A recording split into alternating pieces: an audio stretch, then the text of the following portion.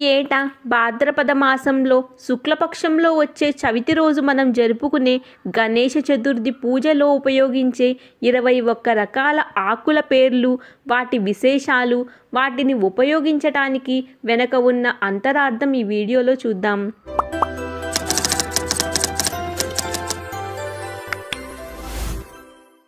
ముందుగా మనం వినాయక పూజకు ఉపయోగించే 21 పత్రాల పేర్లు చూద్దాం.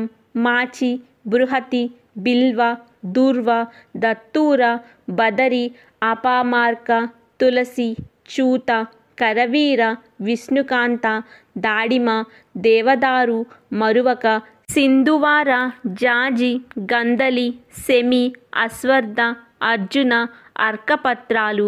ఇవి వినాయక పూజకు ఉపయోగించే 21 పత్రాలు.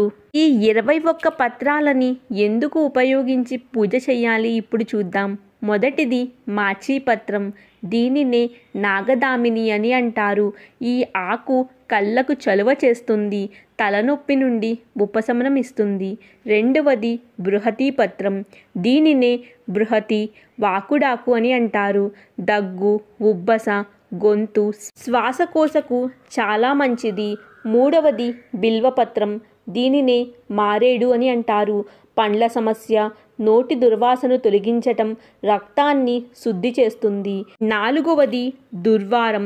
దీనినే గరిక, గడ్డి అని అంటారు. రక్త పైత్యాన్ని, చర్మ వ్యాధులని, మూత్ర వ్యాధులని నయం చేస్తుంది. ఐదవ పత్రం దత్తూర పత్రం. దీనినే ఉమ్మెత్త అని అంటారు. ఆస్తమా, దగ్గు, కీళ్ళవాపులకు ఇది చాలా మంచిది. జ్వర నివారణ, కుష్టి వ్యాధికి, తేళ్ళు, జెర్రి, ఎలుక, కుక్క కాటుకు విషాన్ని కూడా ఈ ఆకురసం నయం చేస్తుంది. ఆరవది బదరీ పత్రం.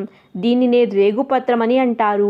భోజనం అనంతరం ఈ ఆకును తింటే ఆరోగ్యం చక్కగా జీర్ణమవుతుంది. అజీర్ణం, రక్తదోషాలను ఈ ఆకు నివారిస్తుంది. ఏడవది అపామార్కం. పండ్ల సమస్యకు ఈ ఆకు ఉత్తమమైనది. విషాన్ని హరిస్తుంది, గాయాలను మాన్పిస్తుంది. ఇతర చర్మ సమస్యలకు కూడా ఈ ఆకు అపారమైన ఔషధం. ఎనిమిదవది తులసి పత్రం. ఈ పత్రం నీటిని, గాలిని శుభ్రం చేస్తుంది. కీటకాలను ఇంట్లో రానివ్వదు. జ్వరం, జలుబు, దగ్గు, దురద లాంటి వ్యాధులకు ఈ పత్రం దివ్య ఔషధం. మొక్కలకు చీడ పట్టకుండా కాపాడుతుంది. తొమ్మిదవది చూతపత్రం. దీనినే మామిడాకు అని అంటారు. ఆక్సిజన్ అధికంగా ఉండే ఈ ఆకు మూత్ర వ్యాధులను అరికడుతుంది. పాదాల బాధ నుండి ఉపశమనం కలిగిస్తుంది. పదోది కరవీర పత్రం. దీనినే గన్నేరు అని అంటారు. జుట్టును పెంచటం, తలలో ఉన్న చుండ్రును తగ్గించటం, విషాన్ని హరించటం ఈ ఆకు లక్షణం. 11వది విష్ణుకాంత పత్రం. దీనినే శంకుపుష్పమని, వారకాంతమని అంటారు. దీర్ఘకాలిక దగ్గుని, కఫాన్ని, జ్వరాలను నివారిస్తుంది. ఈ పత్రం జ్ఞాపక శక్తిని పెంచుతుంది. 12వది దాడిమి పత్రం. దీనినే దానిమ్మ పత్రం అని అంటారు. ఆకలిని కలగచేయటం, అజీర్ణాన్ని పోగొట్టడం, గుండె జబ్బులకు మేలు చేయటం ఈ ఆకు లక్షణం. ఈ పండ్లు తింటే విరోచనాలు, వాంతులు తగ్గి శరీరంలో ఉన్న త్రిదోష, వాత, పిత్త, కఫాలను హరిస్తుంది. 13వది దేవదారు పత్రం. దోమలను, కీటకాలను ఇంట్లోకి రానివ్వదు.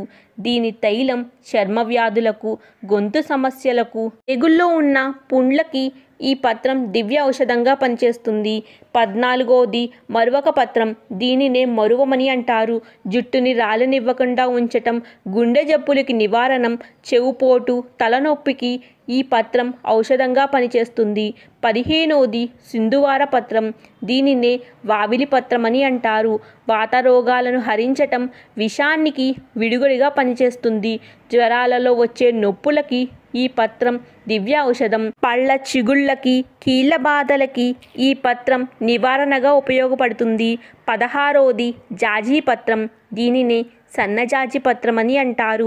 అజీర్ణాన్ని తొలగించటం, తల రోగాలను దూరం చేయటం, శరీరంలో ఉన్న వేడిని తగ్గించటం, రక్తాన్ని శుద్ధి చేయటానికి ఈ పత్రం ఉపయోగపడుతుంది. 17వది గండకీ పత్రం. అధిక దప్పిక తగ్గిస్తుంది. జ్వరానికి మంచి ఔషధంగా పనిచేస్తుంది. కడుపులోని నులుపులుగుని హరిస్తుంది. 18వది సెమీపత్రం. దీనినే జమ్మిపత్రం అని అంటారు. వంశపారంపర్యంగా వస్తున్న వ్యాధులను తొలగిస్తుంది. ఈ ఆకు రసం జుట్టుకి రాస్తే జుట్టు బాగా పెరుగుతుంది. 19వది అశ్వత్థ పత్రం. దీనినే రావి ఆకు అని అంటారు. ఈ ఆకు మూత్ర సంబంధ, శ్వాసకోశ సంబంధ చర్మ వ్యాధులను తగ్గిస్తుంది. శరీరంలో ఉన్న విషాలకు విరుగుడిగా పనిచేస్తుంది. క్రిమిదోషాలను నివారణగా ఉపయోగపడుతుంది. 20వది అర్జున పత్రం. దీనినే తెల్లమద్ది చెట్టు అని అంటారు. రక్తదోషం, క్షయ, గుండె సంబంధించిన చికిత్సలో ఈ ఆకు బెరడు కషాయాన్ని ఉపయోగిస్తారు. 21 అర్కపత్రం. దీనినే తెల్ల జిల్లేడు పత్రం అని అంటారు. ఈ ఆకు పాలు విషానికి విరుగుడిగా పనిచేస్తాయి. ఎక్కువ వయసు ఉన్న ఈ చెట్ల వేళ్ళు గణపతిని పోలి ఉంటాయి. దానినే శ్వేతార్కమూల గణపతి అని అంటారు. అటువంటి గణపతి ఇంట్లో ఉంటే ఇంటికి ఎంతో శుభకరం. మనం గణేష పూజలో చేసే 21 పత్రాల పూజ వెనక ఎన్నో రహస్యాలు దాగి ఉన్నాయి. అవి తెలుసుకుంటేనే మనం చేసే పూజకు పరమార్థం ఉంటుంది.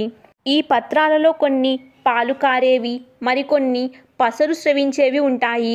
స్వహస్తాలతో త్రుంచినప్పుడు వాటి నుండి స్రవించే పాలు, పసర కొంచెమైనా మన చర్మరంధ్రాల నుండి శరీరంలోకి వెళ్ళి రక్తాన్ని శుద్ధి చేసి నరాలను వృద్ధి చేస్తుంది.